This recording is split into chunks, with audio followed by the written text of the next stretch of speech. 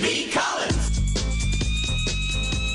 It's me, Peter B. Collins, with news and comment on Monday, July 22nd, 2019. Will you join me in demanding that San Francisco-based Twitter suspend or permanently block the account of one Donald J. Trump? I mean, it's really past due. We have seen people either suspended or banned for life from Twitter for relatively minor offenses. And one that comes to mind is my pal Peter Van Buren. He holds some conservative views that are different from mine. But he got into a dust-up where he made some veiled references to vampires. And it wasn't a pretty exchange. I don't just reflexively defend my friend. But he was bounced from Twitter. There was no appeal. He tried to contact the company, and they just shined him on. And I'll admit that Twitter's standards are fuzzy. They appear to be quite arbitrary. But isn't it clear that our dear tweeter in the White House has gone well beyond any standards that Twitter pretends to uphold? And today he was at it again. He's attacking the squad, claiming that they are the racists. And he began this whole tirade over a week ago. My guess is that it's distraction over the Mueller appearance on Capitol Hill this Wednesday. And Trump also believes that he's winning, that his racist tweets, which are fed almost exclusively to his mob of supporters, they're working for him. And at what point will Twitter say he's gone too far? It appears that they apply absolutely no standards to his tweets whatsoever. And so today he is using projection. Quote from his tweet this morning, "The squad is a very capital R racist group of troublemakers who are young, inexperienced, and not very smart. They are pulling the once great Democrat Party far left and were against humanitarian aid at the border." Now, that's a lie. It may be true that they're young, inexperienced, and it's his opinion that they're not very smart. They were not against humanitarian aid. They were trying to put some real teeth in the rules that came along with billions of dollars in funding for these ugly detention centers, and yes, you can call them concentration camps, that are located near our southern border. Trump's tweet continued that these people, the squad, are now against ICE and Homeland Security. So bad for our country. Now, ICE and Homeland Security are not beyond criticism. And while I think that it's kind of futile for people to talk about abolishing ICE, because there will be something that replaces it, we will have a patrol of people whose job is to enforce the immigration laws. And if you want to change the name, you want to rewrite the rules for that organization, I'm all for it. But the idea that that is somehow un-American is racist in itself. And so I invite you to join me. Use your social media. If you tweet, tweet. If you use Facebook or Instagram, will you join me in calling for Twitter to at least suspend, if not ban, the account of Trump? I mean, if we haven't reached that point by now, then there is no point at which Twitter would take that kind of action. And when you look at Trump's record, he has been sharply critical of the U.S. government when he wasn't sitting atop it. And his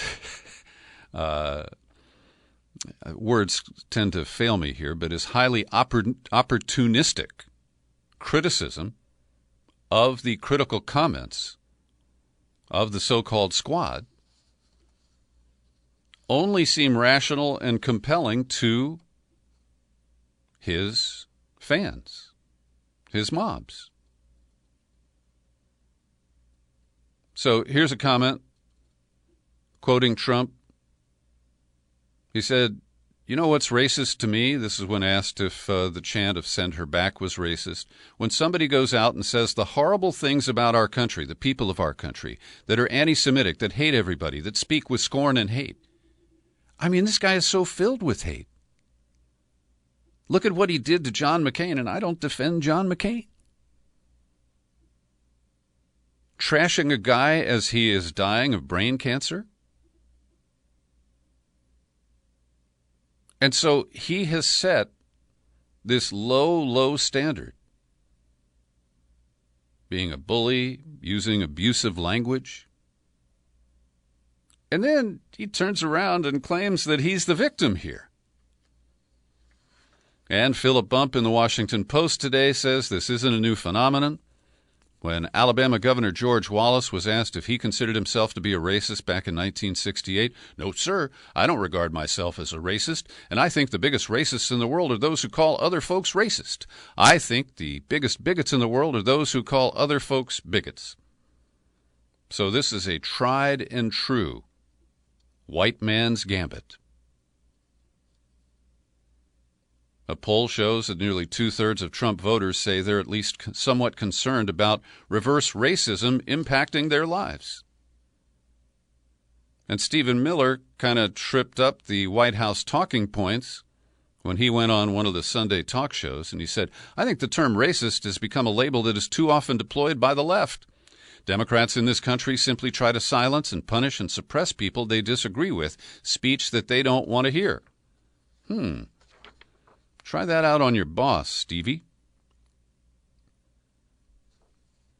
And this claim that if you're not on board with Trump's agenda, that you're an enemy of the nation, enemy of the people, that you hate America, that you should leave, you should go back to wherever he thinks you came from, this is unacceptable. And I believe that Twitter is one of the key places where we could make a difference and try to force him to at least use normal channels. Because with 30 or 40 million Twitter followers, it is his end run on the media and on the government structure itself. And I think the time has come to say enough is enough. And Twitter has a responsibility to the nation to put our interests over its profits. In Puerto Rico, tens of thousands of people have joined what is expected to be one of the largest protests in recent weeks, demanding the ouster of Governor Ricardo, and maybe I've been pronouncing his name wrong. It could be Rosello. Rosello is how you would pronounce it phonetically. And he is the guy who tried to kiss up to Trump, and after the Hurricane Maria fiasco, he caught some paper towels and figured out that Trump was not his friend. But after 889 pages of chat from Telegram were revealed, showing that he and allies were doing some crony politics, they were insulting women and constituents, including the victims of Hurricane Maria, the organizers are hoping that 1 million Puerto Ricans will take to the streets today. And despite his promise not to run for re-election next year, people appear to want him to hit the eject button right now. And we'll see how that plays out. Meanwhile, across the globe in Hong Kong, the shit has hit the fan.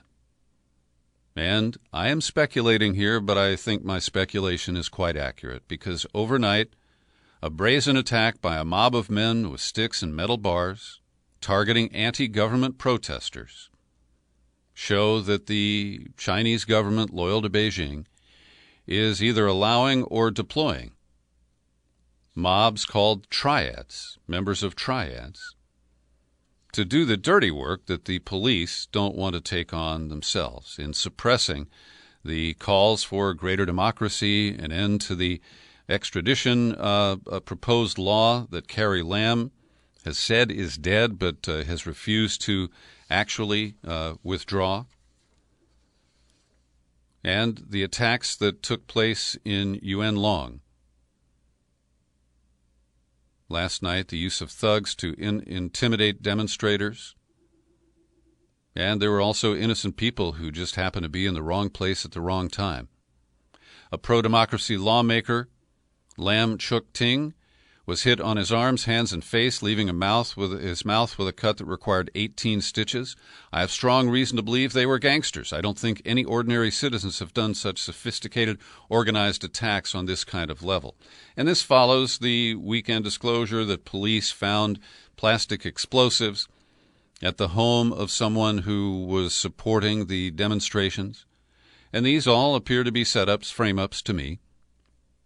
This is how the Beijing government orchestrates a crackdown through the locals in Hong Kong. The United States disputes it, but Iran said today that it had arrested 17 Iranian citizens on charges of spying for the United States, and some of them have been executed. At a news conference in Tehran, an official who identified himself as director of counter-espionage in the intelligence ministry described the arrests of people he said had been trained by the CIA, but he gave no names or details of their alleged spying.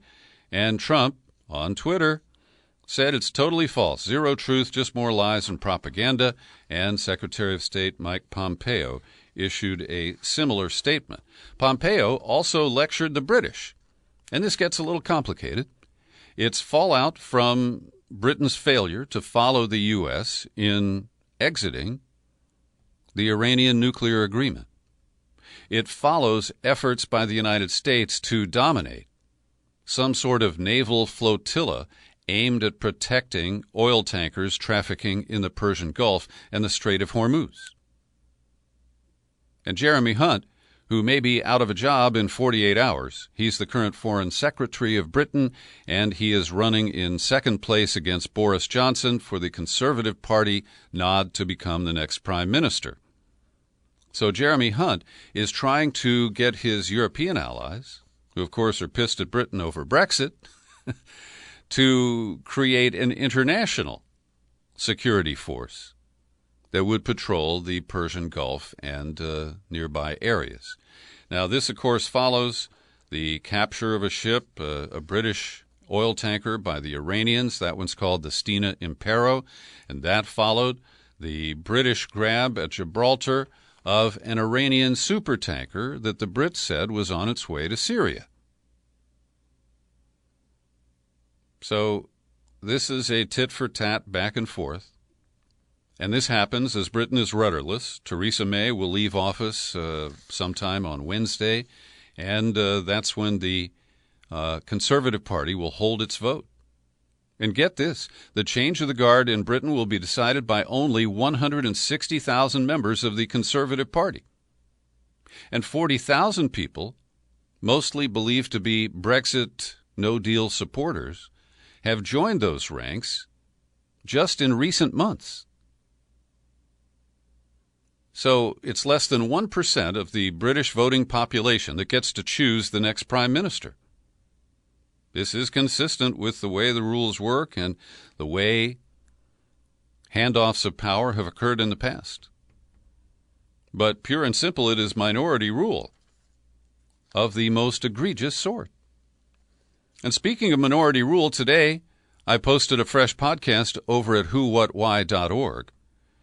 interviewing David Daley, the guy who wrote a book about gerrymandering entitled Rat-Fucked, Why Your Vote Doesn't Count. And Daley, who's a former editor of Salon, who has followed gerrymandering, he also has reviewed the files of the late Republican political map mastermind Tom Hoffler. And he ties together in our conversation the gerrymandering decision where the Supreme Court just punted. And Chief Justice Roberts admitted that it's a problem, but the court doesn't want to deal with it. And Daley links that to the decision on technical grounds to block the inclusion of a citizenship question in the 2020 census, only because of the process used and the fact that Republican cabinet members lied about why they wanted to include that question. Here's an excerpt from my Who, What, Why podcast with David Daley. It's a heartbreaking decision. The court essentially slammed the doors of the federal courts closed to all future claims on partisan gerrymandering. And they did this at a time when federal courts across the country, bipartisan judges appointed by Republican presidents and Democratic presidents, have unanimously been standing up and saying, we have to do something about partisan gerrymandering. This is a crisis for a democracy itself, and we think we have the tools to clearly and neutrally identify which gerrymanders cross the line. Let us do something about this. You had courts that had struck down a Democratic gerrymander in Maryland, as well as Republican gerrymanders in Wisconsin, North Carolina, Ohio, and Michigan. And we were right on the doorstep of solving a problem that we've not been able to conquer at all in our history. And the court just sort of walks away from it. It's going to set up another redistricting cycle, which is going to be upon us in 2021 as soon as the census is completed. That is going to be just an unfettered festival of partisan gerrymandering, and it's a frightening prospect. You can hear the full interview with David Daley. It's available today, no subscription necessary, at whowhatwhy.org, and there's an easy link to it in the show file for today's podcast right here at peterbcollins.com. I have also linked to an interesting analytical piece by legal affairs writer Bob Agelko of the San Francisco Chronicle. And in a lengthy piece today, he explains how Clarence Thomas, the guy who rarely opens his mouth to even ask a single question during Supreme Court oral arguments, has become the most influential conservative on the court. And there are many people who expect Thomas to step down before the end of Trump's first term to enable him to put another young conservative, probably a white guy, on the court for life. And that's a mixed blessing. It'd be great to get rid of Clarence Thomas, but you know, there's something worse that the Heritage Society has in mind to replace him on the U.S. Supreme Court. Every day I pause for a second to thank the people who support my work here at the Peter B. Collins Podcast with your subscriptions. People who come on over to the website, click on menu, click on Become a Subscriber. They navigate the page that says Sign Up. And they choose $5, $10, $20 a month to support my work, or that big old $50 annual subscription. It's a pretty good deal. Today I want to thank Alice Carlson, Susan Lewis, John Morgan, and Judy Holloway. They each kick in $5 or $10 a month to support my work, pay the phone bills, the internet costs, and occasionally there's a little left over for Peter B. But I'm not making a living doing this podcast. I do it because, it's good therapy, and because a lot of people rely on it.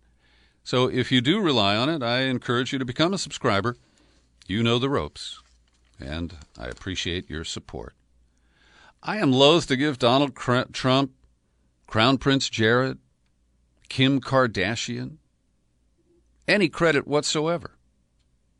But it's fair to say that Kim and Jared worked together along with Jessica Jackson from here in the Bay Area and Van Jones from the Cut 50 Project.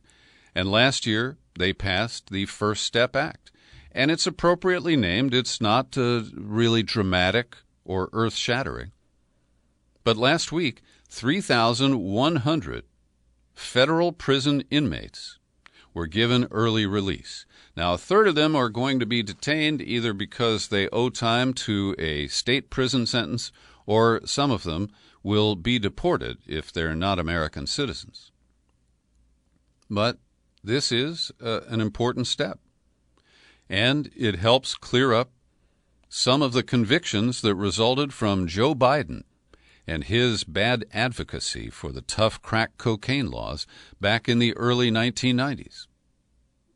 He, of course, doesn't admit that, but that is my view. And, I say it's hard to give credit to Trump. I'm glad those prisoners are going home. And now, at the urging of Kim and Kanye, Trump is intervening with the authorities in Sweden, trying to get the release of a rapper named A$AP Rocky. Now, I've never heard Rocky's rhymes, but he apparently got caught up in some kind of a street fight in Sweden in early July 2nd. And a video clip showed him lifting one of the men off his feet and throwing him to the ground. So I don't know what caused it. I don't know if A$AP Rocky was defending himself. But it certainly appears to be beneath the President of the United States to take up an issue like that when we have so little information about whether he actually might be guilty of something. So Wednesday, Bob Mueller is going to split his day testifying before the Judiciary Committee and the Intelligence Committee of the House of Representatives. And Mueller is the unwilling testifier. St. Bob has already said that he won't go beyond what is in his 448-page report. Nevertheless, the New York Times prepared a list of 19 questions, including why didn't you subpoena the president? Do you believe Trump cooperated with your investigation? Was he candid in his responses? If he were an ordinary citizen, would you have found there was sufficient evidence to charge him with obstruction? And what's fascinating here in the 19 questions, there's only one that relates even remotely to the Russian collusion part, Chapter 1 of the 2 chapters of the Mueller investigation. Almost everything else is focused on obstruction. Now, this fits my view because, as you know, I don't think that Bob Mueller provided evidence that proves his claim that Russia hacked the DNC and gave the illicit documents to WikiLeaks. And it appears that despite all the ink it spilled, all those anonymous sources, all the false claims promoted by the Washington Post and the New York Times and Rachel Maddow, there's only one question in here that relates to that, number 17. Do you believe you got to the bottom of whether the Trump campaign coordinated with WikiLeaks on releasing the emails that Russia stole from Democrats? Would such interactions have been legal, ethical? Well, they don't ask for the evidence. They don't say, can you prove, even with secret information that can't be revealed to the public, that Russia hacked the DNC and gave that to WikiLeaks? And what is amazing to me is the Democrats continue to claim Adam Schiff was on the Sunday talk shows, that Trump did collude with Russia. And here's a quote from Nancy Pelosi at a private gathering. This coming election, it's really an election that the fate of this country is riding on. This presidency is an existential threat to our democracy and our country as we know it, but we're not going to impeach him. This continues to be my deep frustration.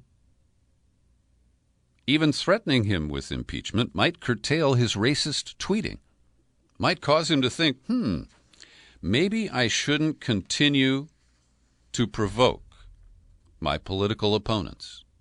And now get this, Forbes magazine reported over the weekend that the FSB, Russia's Federal Security Service, where a dozen or so people were indicted by Bob Mueller in a farcical effort. Those people will never be put on trial and will never know if the charges are accurate. But the FSB has been the victim of a massive hack, the largest data breach in its history, 7.5 terabytes of data from one of the FSB's contractors. Kind of like their Ed Snowden, I guess. Now, the hacking group uses the handle OV1RU $. I have no idea the significance of that. But the hackers released the information and then left a smiling Yoba face on the homepage of SciTech, the company that has the contract with the FSB. And when you drill down, did they get anything of value?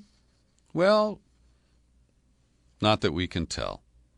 They were working on trying to hack the Tor browser, which Yasha Levine has warned us about on many occasions.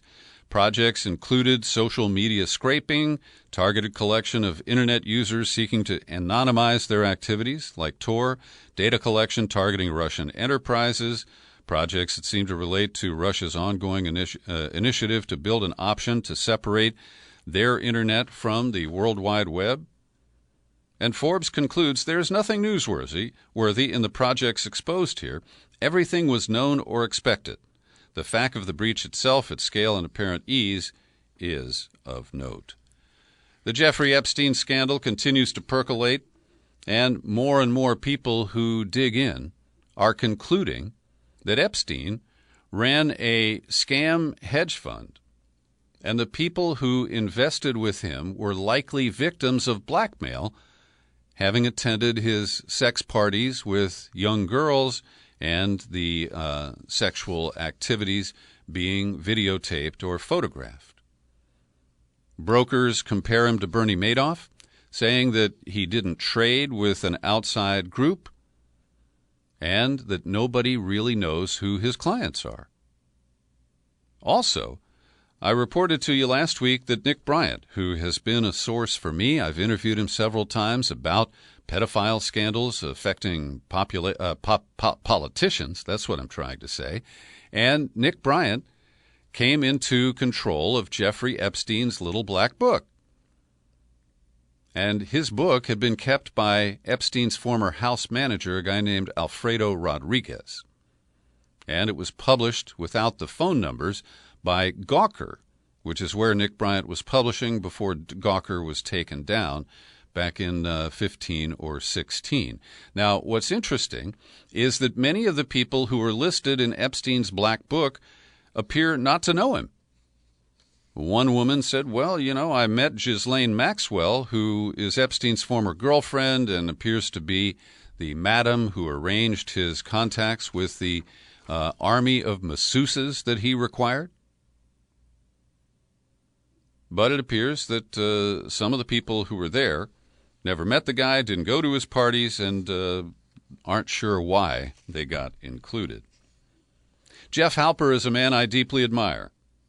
American-born, he's lived in Israel for more than 25 years, and he founded the Israeli Committee Against House Demolitions.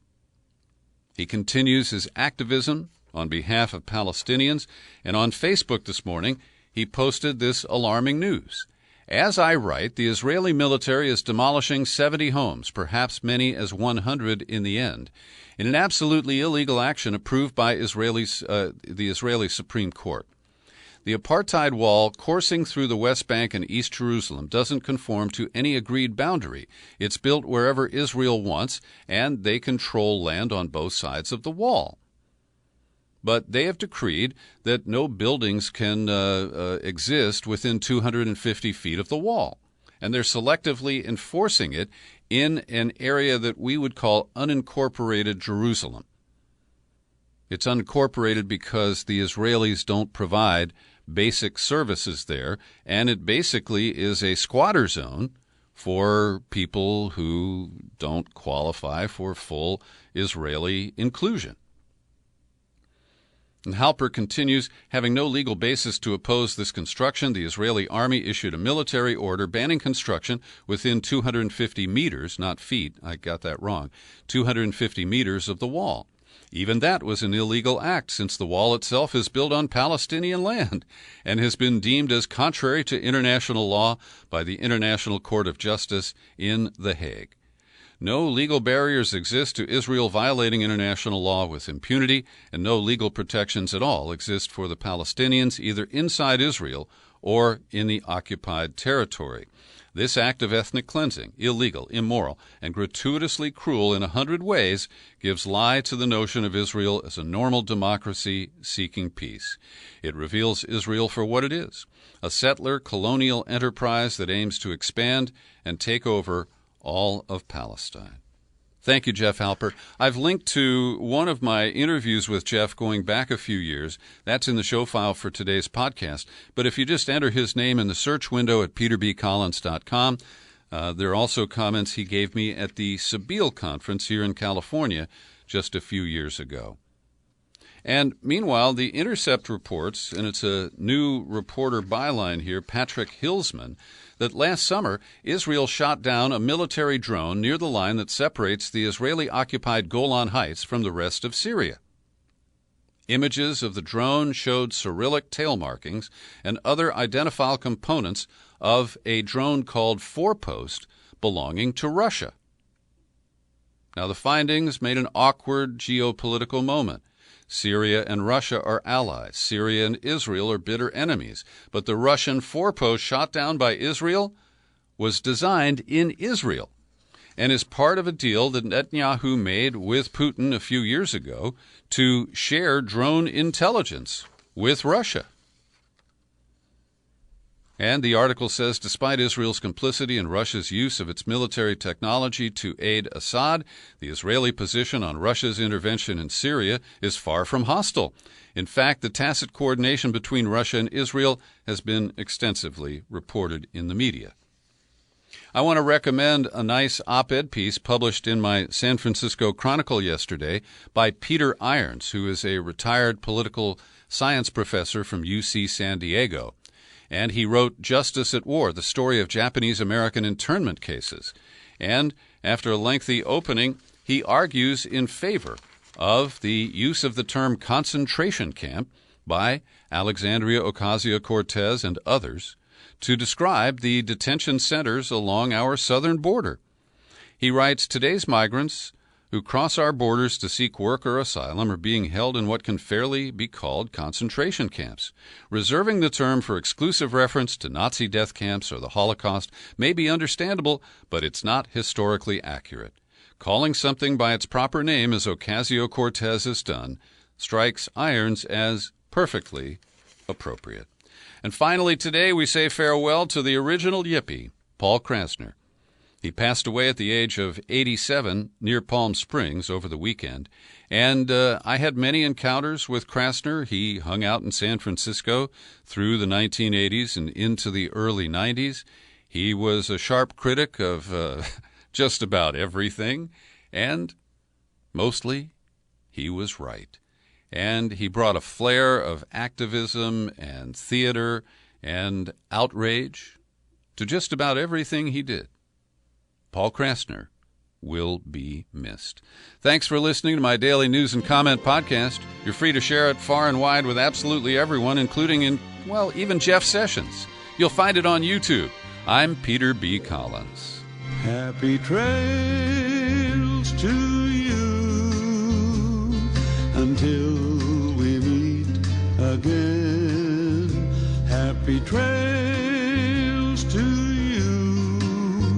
Keep smiling